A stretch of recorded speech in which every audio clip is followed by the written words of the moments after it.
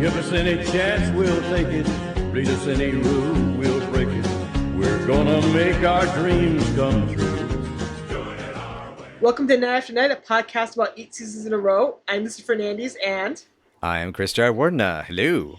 And we're here to review The Dentist, an episode from the third season of Laverne, Shirley, directed by Alan Rafkin and written by Pablo Mandel. I'm sure you get some facts about them, don't you, Chris? A little bit. Rafkin, we have a few more episodes left to go in his run of the show, so we're going to save some of those tidbits for a little later. But Pablo Mandel, sadly, this is his last episode for the show. He would go on to work on a ton of films that we mentioned earlier, as well as including Penny Marshall's A League of Their Own, Ron Howard's Splash. He wrote a whole bunch of flicks. I mean, we even watched a film he co-wrote recently, Vibes, which was... It was quite a lot of fun. You could definitely tell his training and his work with these types of sitcoms definitely influenced his comedy stylings. And Pablo Mandel has written so much stuff. I mean, to the point that he even did that Tooth Fairy movie with Dwayne Johnson, which of course was... Yeah. That movie is amazing. It was co-written naturally with Lowell Gans, to no one's surprise. Yes. Might figure that one out. I have seen that movie. Is amazing. Watch Vibes, everyone. Vibes is so good. It's so much fun. It's unjustly neglected. Go see it. It's great. I'm hoping by the time this episode comes out, it's still on Prime, because today I just found out it just hit Prime, but we're recording these episodes months ahead of time, so fingers crossed. Cyndi Lauper is so close to having an EGOT for a reason, y'all. Mm-hmm. She really does almost have an EGOT. You didn't know that, did you? Mm-mm. Yeah, she has an Emmy for being in Mad About You. She got a Grammy for She's So Unusual, among other things. I think she's got like 3 Grammys. She has a Tony for Kinky Boots. And the only thing she is missing is an Oscar. Well, here's hoping that she's still got a little more time to get one, because that would be rad. That would be excellent. Yeah. She wrote the book for Kinky Boots, and that's what she got. Tony. Yes. And here's what the episode is about. Laverne breaks off one of her front teeth after slipping and falling in Lenny and Squiggy's apartment because the boys had covered the floor with Jell-O so they could go ice skating. Her dentist is out of town for 2 weeks, and instead of allowing her to walk around with a big jagged hole in her mouth, Shirley volunteers the services of her cousin Mikey. Mikey is almost a dentist, but he still hasn't passed his final test, having failed multiple times and made his last patient scream during an examination. And letting Mikey fix her mouth, Laverne will gain a fixed tooth, and Shirley's family will finally gain a doctor, thus stopping Mikey from pursuing his secondary career choice, become a men's room attendant. Unfortunately, one painful examination makes Laverne reluctant to become Mikey's practice board. Will she ever agree to let her tooth be fixed? What do you think of this episode? I'm going to be a little biased. I have issues with dentistry. I won't go into all the details. This has to do with a bad dentist and what he did to my mother, and that she no longer can do solid foods because of that damage. So dentistry in television and in stories always has a little bit of a sort of vibe for me. That said, this is an adorable episode though. It was kind of nice to learn some more about the Feeney family, especially apparently what the family is known for, the family business. Which yes, right. that was unexpected. I love the Feeney family. I love the Feeney family album. I love the ridiculousness. That poor Shirley. That gag about her being totally fly as a board at 15. And then Laverne mocking her. The poor girl. Oh, God, yes. Whoop. Yeah. Woohoo. Yeah. Oh, goodness. Oh, man. This is a very well-known episode for multiple reasons, mostly because of the reach for the sky you wouldn't dare moments. That whole scene and that whole bit is legendary within the comedy rankings, the rankings of sitcoms, and also within the show's canon. Yeah, understandably. Sorry, go ahead. Do you have any thoughts about it, I said?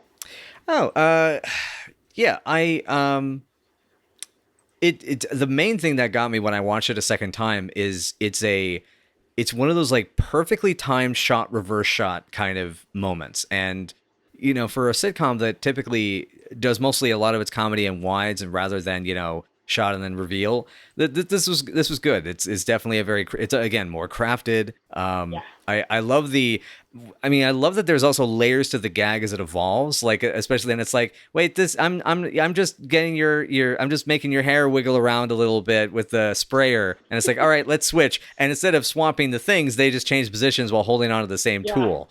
That's a great bit. And the punchline when Mikey comes in is one of my favorite parts. Yeah. This isn't the only time the girls will get high within the canon of the show, is all I gotta say. It's coming up later, but yeah, it's sort of a precursor. A more distant precursor to things that are going to occur later on. Wait for it, guys. You wait for it. By the way, the opening to this episode is butchered on the DVD. There is an entire scene where Edna and Carmine sing Personality together. And it's totally excised from the DVD edit. She grabs the microphone out of his hand and gets really, really, really in the moment because she just happened to be passing by busting tables. You can see the tray in her hand and she's applauding him in this cut. When he hits the "What more can I do" part, he has to grab the microphone out of her hand, wrench it back, so he can sing it. Oh, jeez. But it sucks that it doesn't exist on this DVD. It really should. Yeah, I have to say. Okay. I was just gonna say the opening of the episode is definitely, I find, one of the strongest parts. I love Edna in charge of the pizza bowl while Frank is away. She's doing a great job. It's just always good to have more Betty. More Betty is a good thing. Yeah. And the whole, discussion they have about Mikey, I found a lot more interesting than Mikey himself. But we'll get to that in a second. But yeah, I mean I noticed Pablo Mandel's writing and just thinking about the films of his that I've seen. He has a tendency to be his jokes are definitely very much snarkier, and some of the back, it's the Laverne, we are talking scuzzbomb, I mean, it's like, wow. Mean. That was totally mean. It's so mean. Yeah. And it's like, he's not a dentist, he's an almost dentist. Yeah. Poor pathetic Mikey. You feel bad for him, but he's kind of a non-entity.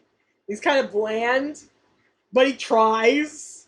He's trying so hard. The actor does a very good job with his very sweaty, frantic, horrified tension as he tries so hard to get his license. And he's just striving with all his might. I was going to say, he's such a whiner. He reminded me of the kid in Teenage Strangler. Oh, no! Oh, no! He's still no bike neither. Oh, God. Yeah, I think making that my goal on this show is to get you to suddenly cry out, "Oh God," every time. Every time. Picture it. Oh no, I can't picture it. Now I've got yipes stripes. Yipes stripes. Oh, Yeah, God. yipes stripes stuck in my head. There we go. I stuck it. There we go. Yipes stripes. It's the latest fashion. Oh, running up and down. Oh, Please don't copyright strike this audio. Anyway. I somehow don't know if they're still alive enough to care. I'm pretty sure they have to be because somebody licensed that movie out to MST3K for DVD release at some point and out to Shout Factory. So somebody has to have the rights and be in contact because whoever owns Quest of the Delta Knights they cannot find, which is why it's not on DVD. Interesting. Yeah. Anyway, back to the episode. You met a man named Cootie? Yeah, Cootie. Coochie! How is that even, and how is that better? It's like, Babalu, you sly dog, you. It's filthy. It's delightfully filthy, A. B, Laverne would definitely date a guy named Coochie. Mm-hmm. C, of course, he's like basically toothless and doesn't give a damn that she's got this big jagged hole in her mouth and is willing to make out with her, even though she has an exposed nerve going on. So, Laverne. God. Laverne manages to find these guys everywhere. Everywhere. If you really think about Jake of the Purple Fiends, who we're going to get to know in depth later on in the canon of the show, you think about Norman's really an outlier. Isn't he? Norman's an outlier. Randy, the fireman she falls in love with later, is an outlier. Stuntman Sonny is an outlier. Those are all decent enough guys. Mike the fashion photographer, also a decent enough guy. And then you see her dating these scuzz buckets. This is total scuzz buckets. Gucci is one of those scuzz buckets. I mean, you gotta figure. I mean, she did meet him at the candy store. She's having her indulgence. Let her have this. She needs to have a diverse diet. She wants to have a diverse palate. She wants to have, it's a balance. It's like she'll take a coochie out on a date as a treat. Yeah, there you go. Walking the coochie. That sounds like a dance of some sort.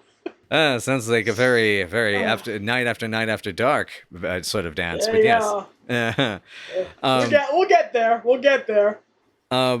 So I'm not surely stripping yet, but we'll get there. Oh God, that's right. Yeah, I had to look a little bit forward to look at the directors, and so I know that one's coming soon. Yeah, soon. Season 4 is great. We're gonna have fun with season 4. I love that Laverne telling Shirley that she looks like Kukla.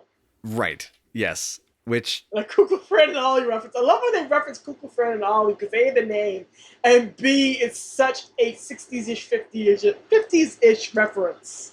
It's perfect. Mm-hmm. I love when they come up in the show's canon. So much fun. Yeah, I'm actually having to Google it because I've heard of it. I mean, my mom even told me about this as a kid. I've never seen them before. Kukla, Fran and Ollie. Yeah. Okay, so that's how it's spelled. Okay, I've been spelling it wrong in my notes this whole time. Oh my goodness. Yeah, Kukla with a K. Yep. Knew that much. I was just gonna say the only place I've really seriously seen them referenced was Mr. Science Theater when they did the puppet. Name the puppet. Yeah. I have never seen them. I have never seen their work. I just know of references to them. I've seen maybe pictures. But I'm much more familiar with Bozo the Clown and Howdy Doody. Howdy Doody makes a big appearance in Happy Days. So that's also Marshall vs. Cannon. So yeah, I'm familiar with all of them. They were more kind of leaking into my era from the 70s and the 60s. But Kukla, Fran and Ollie were long gone by the time I was a kid. Yeah. So, yeah. But so and speaking of the things that are kind of about I guess speaking of dummies, the boys. Yes. Yeah. Their plan. Segue. Yeah. So I love that they're willing to go the extra mile to help Laverne out, apparently for free. I mean, they're not even looking for money from her. They're going the extra mile in their own weird way. They're trying to help in the most painful way possible. Because of course they would. I love the door gag this episode. 2 people with holes in their heads. Hello. Perfect. I love that it's Lenny's baby teeth of all things that are going to jam into Laverne's mouth. And, I had a feeling you were going to mention that. Yeah. You love those baby's teeth as if they was his own. God, that's one of my favorite lines in this episode. Yes. And then they try to pull it out via use of the truck. Yep. Only they would do that. Only they would do it. And the girls decide to prank them by tying it to a bag. Yep. Oh, God. Kind of adorable. It is an adorable joke, especially because they loop it around so you can see it also go up the stairs and then fly by the window. Yeah.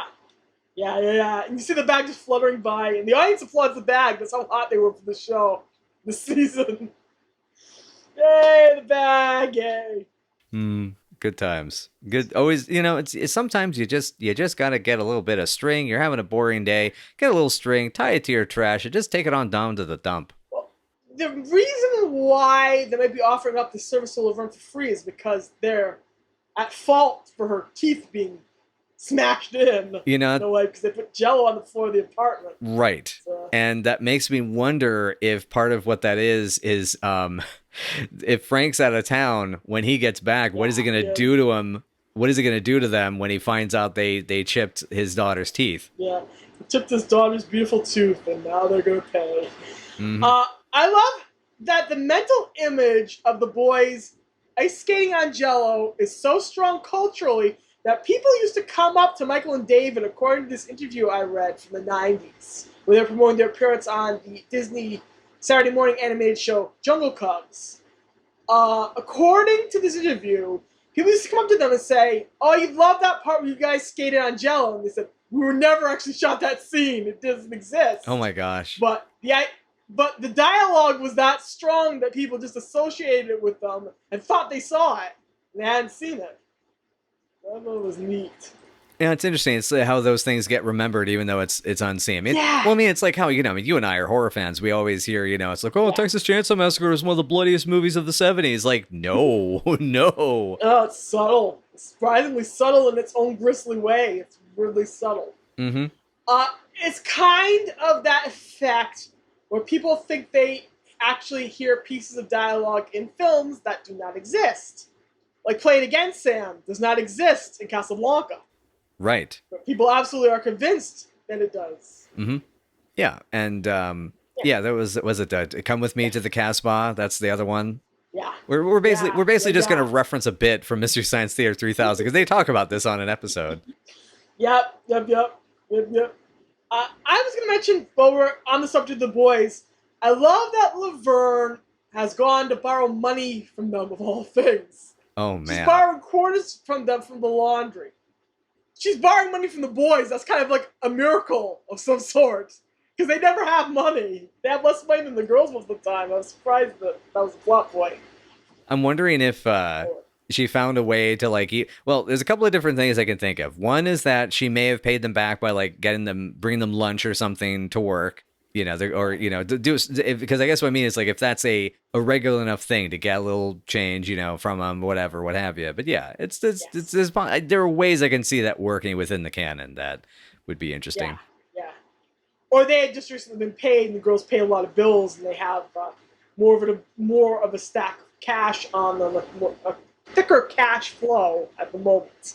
And when they hit payday, they'll just pay them back for the quarters they borrowed, which is the fair trade Laverne mentioned. Just imagine owing Lenny and Squiggy money. Imagine that. I'm kind of trying not to because the main thing is that there's a few different things. The first is to get pestered constantly. Secondly is they would start to go with the whole all right, if you don't, we'll break your legs. And it's well, then how are you going to break your leg? How are you going to break my legs? And they do some complicated, flim flam scheme to try to break someone's legs, and it's something convoluted that does not work at all. Yeah. Well, the boys usually try to manipulate sex out of the girls, or something akin to sex out of the girls, and they owe them a favor. So that's the other side of the coin. Yeah, that's the other possibility. I mean, hey, we've seen how Laverne kisses, so Yes. Yeah. Well, Lenny's pretty happy with the way she kisses. I guess Squiggy. We'll find out how Squiggy likes her kissing later on. Next episode. Very next episode. That's right. There's actually a kiss between the two of them. So, speaking of men and men's parts, I also want to just point out this line. When there's a catastrophe and he's going to have to go to become a men's room attendant, and what could he hurt in a men's room? And just the thought of that, I'm amazed for multiple reasons that line is in there. First is just the amount of they got to buy the sensors. The other thing is just it's what parts are opened by urinals? I mean, I'm just imagining him trying to. It's oh no, you got a little splashback. Let me try to get that with a towel, and he breaks the zipper, and then the zipper breaks, and then that pulls down the leg, and then it breaks a hip, and then he falls over, and then his dick gets smashed on the urinal. Laverne and Shirley, the X-rated years, but this show gets so much crap by the radar. Between the stiff sheets and the stiff towels and the stripping and the references and Lenny having witnesses to losing his virginity and all of this stuff. When you really sit down and think about it, you realize that people on a Tuesday night at 8:30 in the evening were watching the show with their children, and it went over everybody's heads. Yep. And it's kind of great. I love it. It's kind of beautiful in its own way. Yeah. I mean, it's not quite the Rocko's Modern Life board game of Spank the Monkey, but it's getting there. Still didn't think I got away with that one. Shirley's passion for getting Mikey's license in order, and so the Feeney family can have a little bit of pride, is so heartrending. We just wanted one lousy doctor. And one lousy doctor. It makes me wonder if the Feeneys have such a bad reputation. God, it almost makes why Jack is the way he is makes sense. Because good God, like you can imagine him just never wanting to be anywhere close to land, so he doesn't have to deal with some distant member of the family screwing up. And his success, as much as you could call it success, I mean, he's a successful asshole. He's successfully an asshole, shitting over everybody. But but it's like, God, wow. And Shirley's Shirley, I mean, her passion for it is incredible. I love the indignation when she delivers that line. You wanted to go out with your toothless cootie, which That's great. Shirley, phrasing, honey, phrasing. Shirley, honey. Jack is the way he is for a reason. Later on, we're gonna meet Shirley's brother Bobby. He's gonna be in 2 episodes. He, too, is in the Navy. He's a sailor boy. So, you gotta wonder if the Feeneys just fled to the sea. It's the safest place to go at this point in their existence as both a family name and as a gene pool. The safest place to go is the sea. But yeah, so that probably brings us to the last scene. Not be directly to the last scene. The scene before it, where Laverne finally gets her tooth fixed. Yes. So much slapstick. Much slapstick. And it's not quite to the level of being a classic moment the way Reach for the Sky You Wouldn't Dare is. But poor Laverne in agony with no painkiller in her at all, having someone probe at her broken tooth. Ugh. And, ugh. Girl. She can take pain, but not that much pain. Yeah. She only comes up with the idea that somebody just jumped out the window and committed suicide so she can get Mikey's attention to get more painkiller into her best friend. And then and it's like, I don't see anyone out there. Oh, he must have gotten off at another floor. No. It's somehow morbid and ridiculous, and this is very much a hallmark of Pablo Mandel's writing, because it's just a little bit of boundary pushing, but also very sitcom friendly. Yeah, and there's certain elements of like the guilt trippiness, this sort of, he's very much, I think, into kind of swindler characters that are self-serving, but not quite evil. Yeah, he does very well with those. It reminds me of City Slickers. In particular, this reminds me of City Slickers. Which just for just quickly, but just so for the folks at home know, in case they didn't watch the other episode, yes, he also wrote, Pablo Mandel also worked on City Slickers. Yeah. That's one of the major movies from my childhood, so that's why it popped into my head. And I was just thinking about how they handle Curly, and then have to try to resurrect Curly's spirits, though not his actual character in the sequel. He died in the first one, but yeah. That's just the kind of, I guess, shit-kicking rogue that they specialize in, that Mandel and, yep. And his partners specialize in. I have to mention, 5-time loser, like how I have to give Mikey credit for for I guess his tenacity, his not giving up, but holy cow, man, holy cow. Yeah, I know. Yeah. Imagine letting this man monkey around in your mouth. I'd rather not. Yeah, exactly. You wouldn't let it happen. Laverne deserves a medal for letting it happen. Mm-hmm. She is much braver than all of us.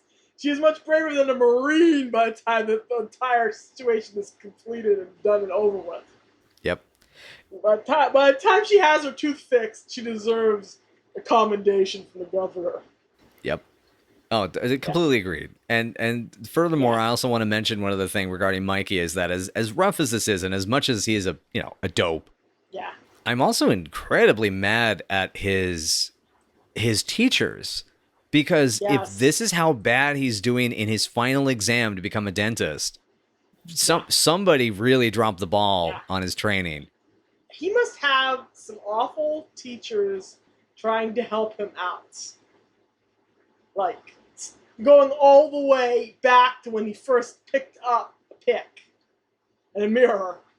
Because, God, he's 5 times... And what it comes down to is his nerves. Mm-hmm. So he must have some kind of technical prowess he just sucks under pressure, which is bad. Which is bad if you're a doctor, period, let alone a dentist. Mm-hmm. You should be glad he's not a surgeon. In short. You know what I mean? And of course, and that makes me also wonder if another Feeney trait is to have like a bloated sense of self-confidence, especially in the face of utter miserable failure. Yes. Because, Shirley has this tendency to, believe that she's capable of anything. And she has to believe in this ideal, as we'll see much more so in a couple of episodes. To the point that even here, it's like, I helped. We can be a pair, Feeney and Feeney, which you even hear an audience member echo it afterwards. And then she faints when she sees that needle. You're a nurse, Shirley. What the heck? Mm-hmm. How many needles did she see as a nurse? And then she just flops right over into Laverne's lap. It's funny as slapstick, but it makes no sense within the canon of the show because right. She's seen many a needle in her day. I mean, and you can't, and I understand why they had to make it that immediate, because the only other way you can make that work canonically is then she's like, oh, where's that going to go? And then it's like, oh, it's going to go into her gums, and then she passes out. Yeah. Because the thought of that is like just it's like oh, you're just getting a little prick on your arm. It's like, no, it's going on this super sensitive part inside of your mouth. Because believe me, I've definitely felt a little lightheaded and dizzy when I've had to have had to have those little anesthetics put in there. Oh, yeah. I mean, I think all of us have a little bit. I was going to say the only time I have ever fainted when around a needle was when I had to give blood samples because my vein was bottoming out, and the nurse didn't realize it. I'm like fainting, going, "Oh, gee, this is like just in the nick of time." Whoop. Ooh. Oops, sorry. Yeah, you should be sorry. Oh, God, that's the worst. That's the worst. That needles, I understand people's fear of them. Surely it doesn't make sense to just be in a hospital setting a bajillion times. Right. We got a little exterior shot of the girls going into the apartment. I think it's brand new from what I can remember. But the dubbing is so obvious. They're so clearly not talking about what they're supposed to be talking about. Yes, I think I have a note on that here. I have to dig. But yeah, I believe this happens again a couple more times before the end of the season as well. Yes. Yeah. Yes, it definitely does. But you can tell the clear difference between what they're talking about on the street as they're walking in the apartment versus what's dubbed in the soundtrack. It's like almost kung fu movie levels of dissonance going on. Oh yeah, yeah, and hell, the good Shaw Brothers dubs actually put an effort. It's not even like necessarily a generic, dub. We're talking like this is like they picked up some El Cheapo indie kung fu movie from Taiwan, which there was a ton of those, which are really good. But then when they dubbed them, I mean, they really didn't care. Oh yeah. Sometimes all you gotta do is push a product out. It doesn't matter if it makes sense. Just shove out the product, it'll maybe make some money for somebody, somewhere, at some point. Yep. Which, in this case, it's kind of what they do. I mean, when you stitch stuff together in editing, that's a lot of times that's what happens. Like, well, we got an exterior shot here, let's just get it done. Yep. Just patch it over. But that gets us into the. Does that also get us into the Dear Diary segment here? Yes, the tag scene. Yes, I was just about to mention that. I love Shirley bringing up the luck of the Irish. Period. I love the A. Apparently, Carmen and Shirley are so back together that he has taken her off to Inspiration Point, the famous makeout locale of Milwaukee. And B, now Shirley is writing her diary in code. So Laverne can't read the good stuff. All of this is great. I adore that. My note is, Shirley, you dork, I love you. First we L46 bingoed. Yeah. I love that. I love that. Yep. Also, question. Have we seen those slippers on Shirley before? Because those are super cute. I love her pink robe and the pink slippers. Yeah. Yes. Those have been part of her wardrobe since roughly, I want to say, season 2. Laverne has green ones, unless I have completely lost my mind. She should have green ones. And I think we do see them later. But definitely in season 4. In any case, it was very cute. And then the wardrobe changes up when we hit California. Right. Yes. Because, change is the thing that needs to happen, because our show has been going on so long and it's doing super well, but we need to change things because change. Yeah. Change. Well, what happened is they pulled the show out of its time slot and tried to start a new night with it, and it started to kill the ratings. And they moved it around, and the ratings plummeted. Ah. And that's what resulted in the locale change. Ah, gotcha. That's what happened. I will go in depth into that in season 5 and more in season 6 once we get there. Cool. But for the next 2 seasons, it's smooth sailing. Everything is copacetic. #1 show in the country. Gotcha. Excellent. I love that Laverne, who probably experiences more smut than Shirley in her life, is looking into Shirley's diary for a thrill. There's something sweet about that, because Shirley's scene is so staid. I think that's exactly. I was going to say that's exactly. Yeah. I think it is so cute because of, and the reason why she does it is because it's like, I think it's like the same attraction. I mean, God, we already, I think, are going to have this an explicit episode. I should probably feel free to say this. It's like a naughty nun. Because it's like, I respect the idea that if a nun, has a naughty side and she has her, her reading materials or what have you, that's fine. Everyone has needs and urges. And it's a way of sort of bringing things to a relatable level. It's a way of, I think, Laverne saying that Shirley's just a girl that has her own impulses and needs and feelings just like anybody else. Yeah.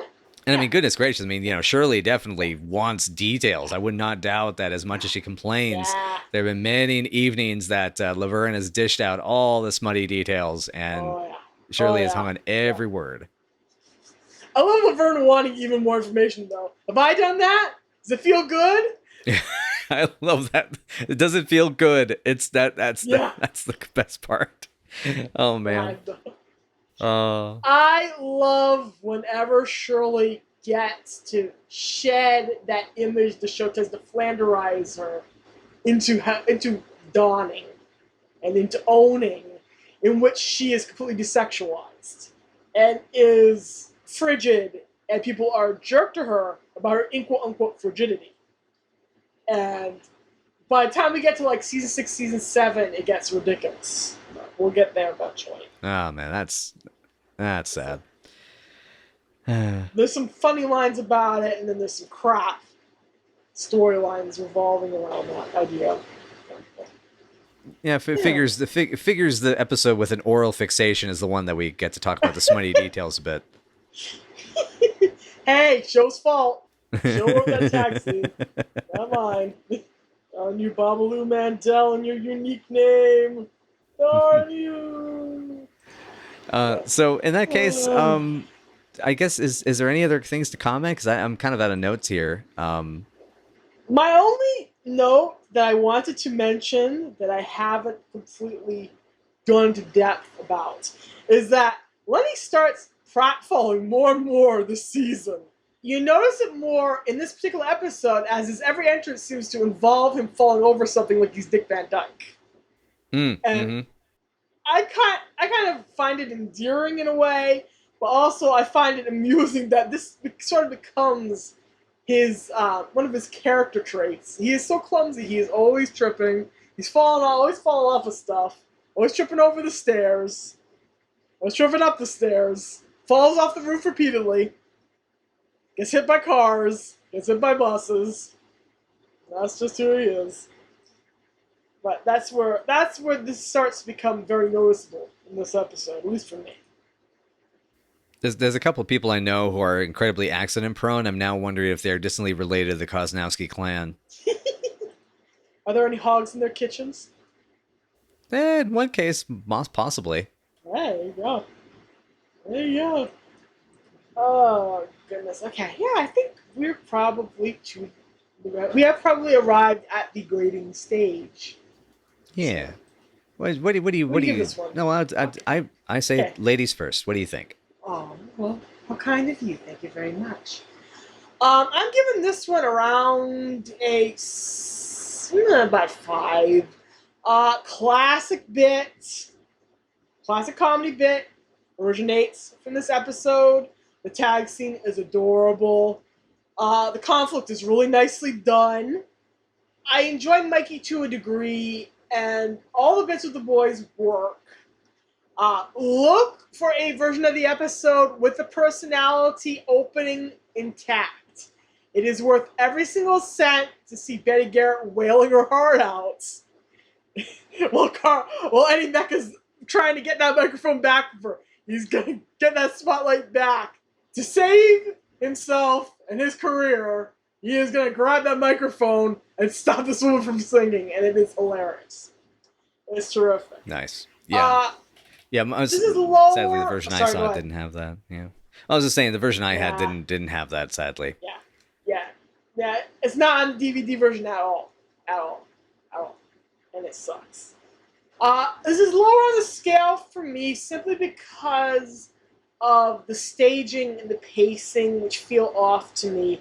It feels almost like there is a sense that the thought line of getting from A to B is missing something. I feel like mid-episode, something got excised. I don't know why I feel that way, but I do. Mm-hmm. But it's maybe a little bland as well. Maybe just a tiny bit bland, but there's some memorable bits in here, and it's worth a watch. Yeah, that pretty much sums up my similar feelings. It's a 5 is the same number I would probably give it. It kind of squeaks by in that range, to a 5, maybe a 5.5 if I'm looking past some of the things. I really didn't like how manipulative Shirley was this time around. It's a quirk of Babalu's writing, the way he writes his characters, especially the way he writes his very intensive, aggressive characters. Yeah. Having just watched Vibes, I'm thinking of Peter Falk, in that, and then even his other films like Multiplicity has one of the alternates are a little. I think 2 is the more aggressive one. Yes. I think it's 2 is the aggressive one and 3 is the smart one. And and then etc. And so it doesn't work for Shirley for me, and it becomes a trait that unfortunately sort of sticks for a few episodes coming up as well. Yeah. So and so it just kind of like it weakens it for me. So I think that's the only thing I can add on to it is that there are aspects like that as well that bothered me, as well as the stuff you mentioned before. I mean, I definitely agree. There's something goes wrong with the timeline. Like something feels either missing or just it doesn't segue from one segment to the other very well. And it's sort of like it's almost like the brainstorming was almost half done, or that they had this pile of ideas and the ones that got excised to get everything into 20 minutes or 25 minutes, some of the wrong stuff was kept, it feels like. Yeah. I wonder how much of that has to do with the janky DVD edit that we both watched, and which exists for public consumption now. True. Because I think something might have happened along the way in junking that edit together that just makes everything feel ill. Yeah. So, I don't know. I really don't know, but what does work in the episode really works. So it's one of those mid-range episodes of very, very, very well-regarded classic scene, comedy-wise. I guess just our standards are a little higher. Yeah. We're picky. Yeah. We're picky. Yeah. Well, we're critics. That's our job. That's our job. Oh no, that's what I've become, haven't I? I have become the critic. I have become the thing that at age 11 I never wanted to be. You can be a creator and a critic. I know. That's my belief. I know. That's what I think. Anywho, I guess does that cover it then? I think it does. All right. Cool. Well, thanks everybody for joining us again for Night After Night. And if you would like to know more, please join us at Night After Night PC on Twitter, or find us at Night After Night Pod on Facebook, Tumblr, WordPress, as well as on YouTube. And if you would like to reach out to us directly for any comments or questions or suggestions for other types of special episodes, you can reach us at nightafterNightPod@gmail.com. And I think that kind of covers most of the social type stuff. I feel like I have an appointment. I got to get somewhere. Do you know what the direction is to the next episode? What's happening in the next episode, Lisa? Laverne and Shirley go to Oshkosh, and all they get is a lousy bum. This is Bus Stop. Hey, right on. And we have a story about who that lousy bum is pretty soon. Yes, we do. All right. Excellent. Well, thanks again, everybody. Thanks, everyone. Thanks for watching. And if you have a hickey, don't parade it around. Take Shirley Feeney's advice. Yep. Bye now. I mean, honestly, if I had me a hickey, I wouldn't dare. Hey, some people are into that. Laverne the Exhibitionist is definitely into that, as we have established in the show's canon. Bye now.